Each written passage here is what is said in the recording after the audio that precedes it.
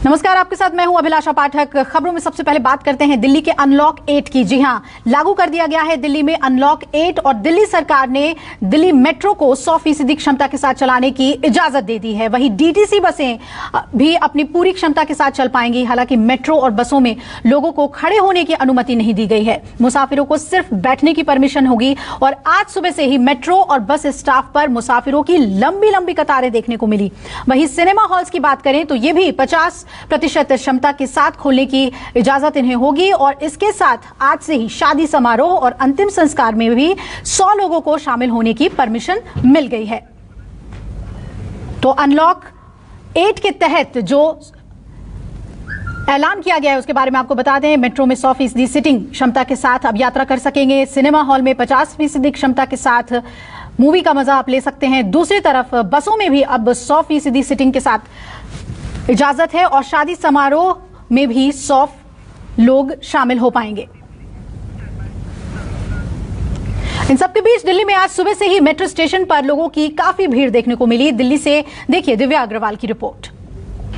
Metro स्टेशनों पर लगने वाली लंबी लंबी कतारों से अब आपको निजात मिल सकती है। इस वक्त हम दिल्ली के जनकपुरी वेस्ट मेट्रो स्टेशन पर हैं और आप देखिए अभी कितना खाली है। उसके पीछे एक बड़ी वजह यह है कि अब मेट्रो के दोनों गेट्स खोल दिए गए हैं और इसी वजह से अब जो यात्री हैं वो बहुत आसानी से सफर कर सकते हैं।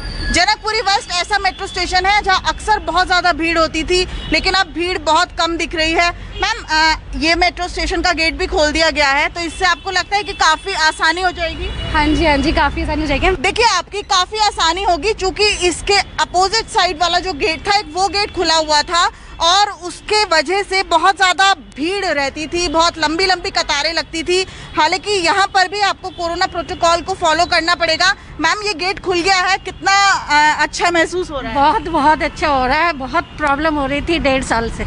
1.5 साल से, लगभग 10 महीने से मेट्रो के सिर्फ एक गेट खुल रहे थे। साथ ही साथ अब मेट्रो में 100% की क्षमता, यानी एक कोच में अभी भी 50 यात्री सफ़र कर सकते हैं।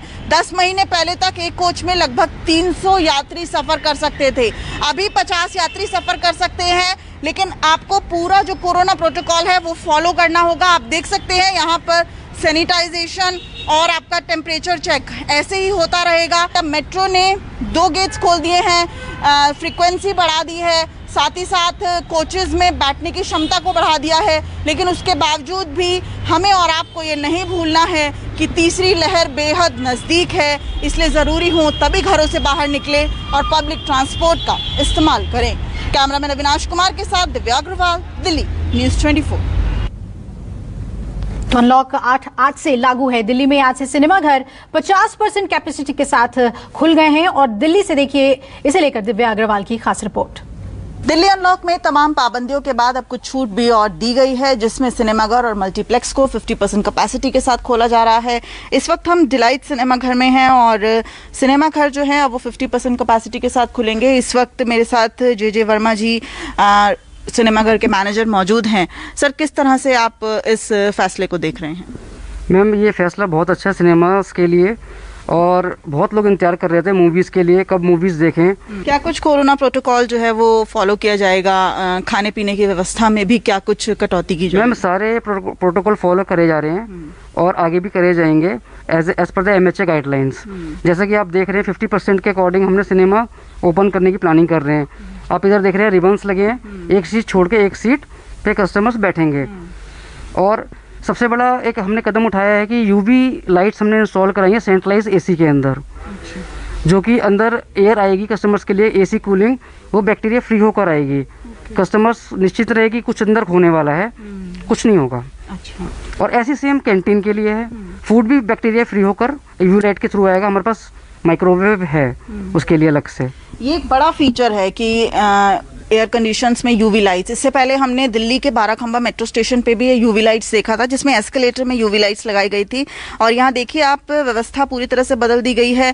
50% कैपेसिटी के साथ खुलेंगे तो आप यहाँ देख सकते हैं कि रिबन लगाए गए हैं और क्रॉस का निशान है, यानी कि यहाँ पर व्यक्ति नहीं बैठ सकता है। इस सीट को छोड़ के यहाँ वो बैठेगा और उसके बाद फिर ऐसे ही रिबन की व्यवस्था की गई है। जाहिर तौर पर दिल्ली में लगातार अनलॉक हो रहा है और उसी के बीच में अब सिनेमाघर और मल्टीप्लेक्स को भी 50% कैपेसिटी के साथ खोला जा रहा है। यानी लॉस को बेयर करने के लिए ये कदम बेहद ज़रूरी था और अब फ्राइडे को वो पहला शो होगा और सिनेमाघर पूरी तरीके से इस बाबत तैयार नजर आ रहे हैं।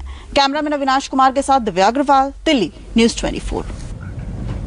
वहीं देश के कई राज्यों में आज से बड़े बच्चों के स्कूल खोल दिए गए हैं। एमपी, ओडिशा, गुजरात, पंजाब की सरकारों ने 10वीं और उससे ऊपर की कक्षाओं को चलाने की अनुमति दे दी है। स्कूल खोलने के लिए कई तरह के कोरोना गाइडलाइंस का भी ऐलान किया गया है। पहले ही दिन स्कूलों में बड़ी संख्या में छात्र क्लास में शामिल होने के लिए पहुंचे। हालांकि ज्यादातर राज्यों में ऑनलाइन क्लासेस भी जारी रहेंगी।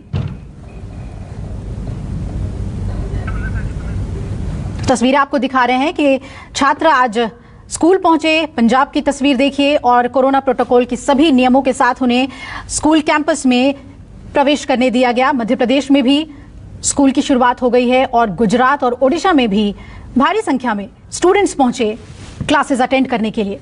हालांकि इस बीच उनके पास ऑप्शन है कि वो ऑनलाइन क्लास भी अटेंड कर सकते हैं।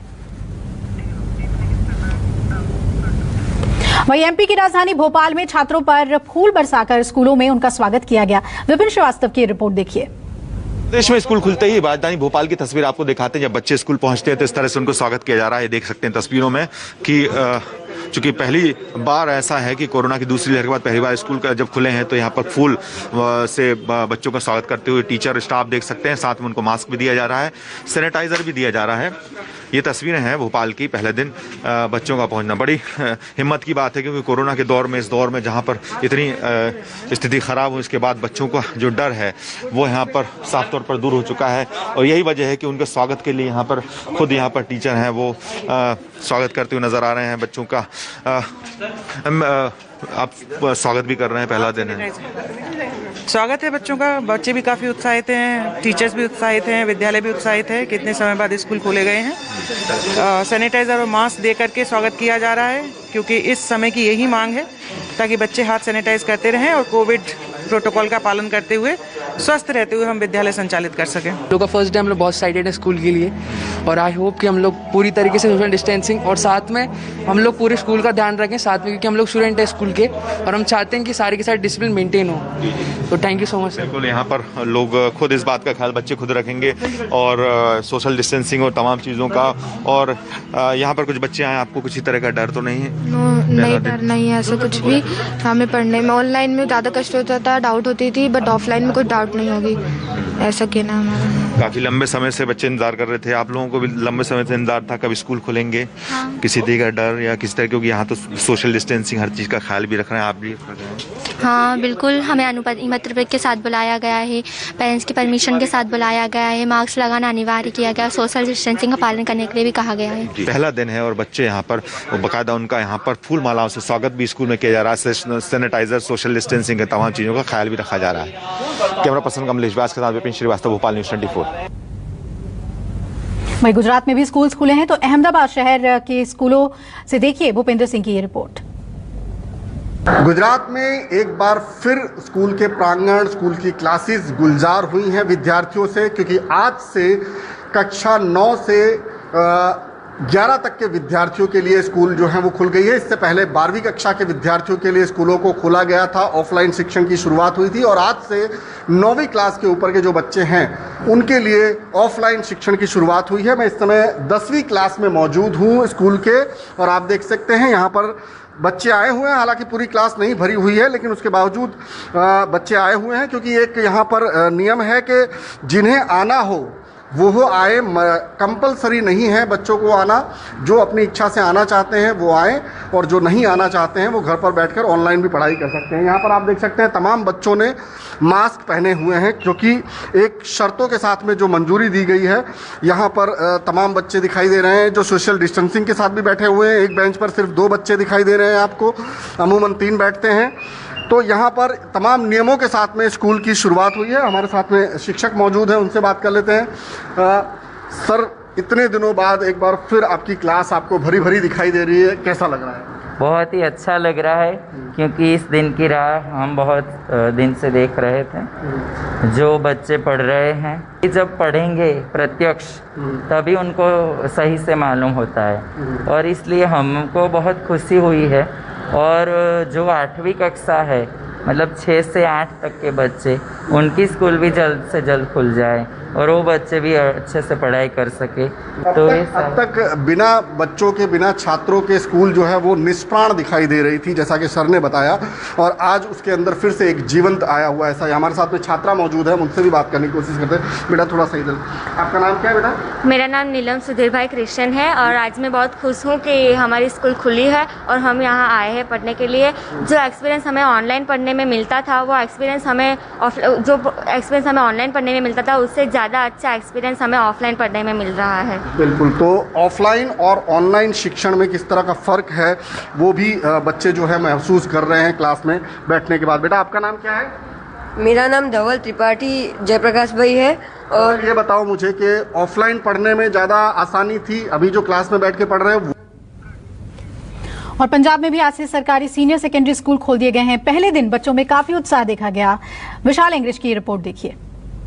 कोरोना के कई महीनों के बाद आखिर बच्चों को स्कूल में पढ़ाई नसीब होगी और यही कारण है कि पंजाब सरकार ने घटते हुए कोरोना के मामलों के चलते जो पंजाब के स्कूल थे उनको खोलने का निर्णय लिया।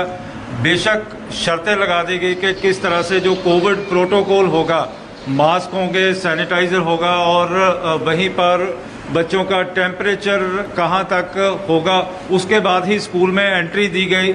और यही कारण था कि हरियाणा में भी 9वीं, 10वीं, 11वीं और 12वीं कक्षाओं को शुरू कर दिया गया। और इस समय हम आपको दिखा रहे हैं नया ग्राम है जहाँ पर सरकारी हाई स्कूल है और यहाँ पर पीटीएम चल रही है। बच्चों का पहला दिन है और पहले दिन बच्चों को कहा जा रहा है कि किस तरह से उन्होंने कोविड प्रोटोकॉल का फैसला करना है। हमारे साथ यहाँ की हेडमिस्ट्रेस हैं मनप्रीत जी, ये बताएं कि किस तरह से आप कोविड के प्रोटोकॉल का पालन करवाएंगे। आज पीटीएम है, कल भी पीटीएम है। सर, कोविड के जो भी हमारे डिपार्टमेंट की तरफ से गाइडलाइंस है उनको सभी को फॉलो किया जा रहा है, चाहे वो सोशल डिस्टेंसिंग है, बच्चों के टेम्परेचर की चेकिंग है या सैनिटाइजेशन ऑफ स्कूल बिल्डिंग है। इसके साथ ही पीटीएम में भी पेरेंट्स को भी कोविड के रिगार्डिंग अवेयरनेस दी जा रही है कि जब ऑनलाइन पढ़ाई चल रही थी तो कुछ पेरेंट्स को परेशानी आती थी मोबाइल फ़ोन को लेकर, उनके पास नेट पैक्स ख़त्म हो जाते थे। तो जितनी भी अभी तक मीटिंग में मेरे पास पेरेंट्स पहुँचे हैं वो सब एक्साइटेड हैं, बहुत खुश हैं कि स्कूल खुल रहे हैं ताकि उनके बच्चों की एक रूटीन बने और वो प्रॉपरली पढ़ाई करें। तो हमें यही रिस्पांस मिल रहा है, दे आर हैप्पी। बताइए कि पढ़ाई अब अच्छी होगी या घर पे अच्छी होती है? पढ़ाई अच्छी हो गई यहाँ पर, घर पे बिल्कुल मतलब अच्छा नहीं लगता था। आप क्या कहेंगे कि किस तरह से आज आपको लग रहा है? सर, मुझे बहुत अच्छा लग रहा है, फ्रेंड्स से मिलके, टीचर्स से मिलके कि स्कूल ओपन हो रहे हैं। बिल्कुल ही बच्चे कह रहे हैं कि सोशल डिस्टेंस रखेंगे, सैनिटाइज करेंगे और एक दूसरे से गले नहीं मिलेंगे और दूर खड़ के ही बातचीत करेंगे। कैमरामैन इंद्रजीत के साथ विशाल इंग्लिश, न्यूज़ 24, नया गांव, मोहाली। स्कूल खोलने पर एम्स के डायरेक्टर डॉक्टर रणदीप गुलेरिया ने सलाह दी है। डॉक्टर गुलेरिया ने कहा कि जिन इलाकों में कोरोना पॉजिटिविटी रेट कम होगी उन इलाकों में शर्तों के साथ स्कूल खोले जा सकते हैं। उन्होंने ये भी कहा कि जिन बच्चों के पास कंप्यूटर नहीं है उनकी पढ़ाई पर असर हो रहा है। दूसरी तरफ स्कूल जाने से बच्चों का सामाजिक और मानसिक विकास तेजी से होता है। मेरा ये मानना है कि हम स्कूल खोल सकते हैं उन क्षेत्रों में जहाँ पे पॉजिटिविटी रेट बहुत कम है, जहाँ केसेस बहुत कम है, क्योंकि जैसे आपने कहा कि कई बच्चे जो हैं वो स्कूल नहीं जा पाए हैं। मैं एक परिवार को जानता हूं जहां उन्होंने कहा कि उनका बच्चा जो अभी स्कूल गया नहीं है और वो यही सोचता है कि सुबह यूनिफॉर्म डाल के अगर आप कंप्यूटर के सामने बैठ जाओ तो यही स्कूल है। तो बच्चों को जो सोशल इंटरेक्शन है और बच्चों से आपस में घुल मिल के जो सोशल बॉन्डिंग होती है और जो और चीजें हैं, कैरेक्टर बिल्डिंग होती है, जो फिजिकल स्कूल में हो सकती हैं, वर्चुअल में नहीं हो पाती, वो बहुत जरूरी है। और इसलिए मेरा मानना है कि हमें स्कूल ग्रेडेड मैनर में खोलने चाहिए। साथ साथ सर्वेलेंस करने की जरूरत है, कोविड अप्रोप्रिएट बिहेवियर निभाने की जरूरत है। स्कूल में, हमारे देश में स्कूल में रश क्राउड ज्यादा रहता है, तो हम ग्रेडेड मैनर में, जैसे आधा स्कूल एक दिन खोला, दूसरा आधा स्कूल दूसरे दिन खोला, जिससे भीड़ कम हो और लोग दूर दूर बैठ सकें, उस टाइप का एक स्ट्रैटेजी बना सकते हैं। लेकिन स्कूल हमें आस्ता आस्ता खोलने चाहिए, क्योंकि कई बच्चे जो हैं वो इंटरनेट सेवी नहीं है, इंटरनेट का उनके पास अवेलेबिलिटी नहीं है या कंप्यूटर नहीं है, तो वो एक्चुअली स्कूलिंग उनकी बिल्कुल ही रुक गई है। तो वो जो मार्जिनलाइज्ड चिल्ड्रन है उनका भी हमें ध्यान रखना चाहिए और इसलिए फिजिकल स्कूल जो है वो बहुत जरूरी है। चलिए इसी के साथ एक ब्रेक के लिए यहाँ पर रुक रहे हैं, लेकिन लौटेंगे कुछ और अहम खबरों के साथ। नमस्कार, मैं हूं मानक गुप्ता। अगर आपको हमारा ये वीडियो पसंद आया हो तो इसे लाइक और शेयर जरूर करें और हाँ, हमें सब्सक्राइब और फॉलो करना ना भूलें ताकि आप देश और दुनिया की कोई खबर मिस ना करें। तो जुड़े रहिए हमारे साथ और देखते रहिए न्यूज़ 24।